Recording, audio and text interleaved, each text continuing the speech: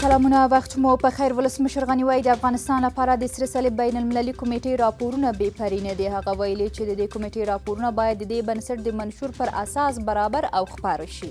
د پښتونخوا ملتپال ګوندونه وایي چې د افغانستان په اړه د پاکستان سیاستونه نور د منلو نه دي. د عوامي نېشنل ګوند مشر ایمل ولی خان ویلي چې دوی په لر او بر وطن کې د امن غوښتونکي دي.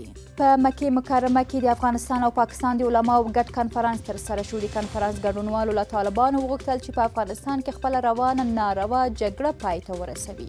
ناټو وایي د بهرنیانو تر وتلو وروسته له افغان پوځ سره د همکاریو نوی باب پرانیزي. په افغانستان کې د ناټو ملکي استازي د ملي امنیت شورا له سلاکار ډاکټر حمدالله محب سره د تازه همکاریو په اړه خبرې کړې دي.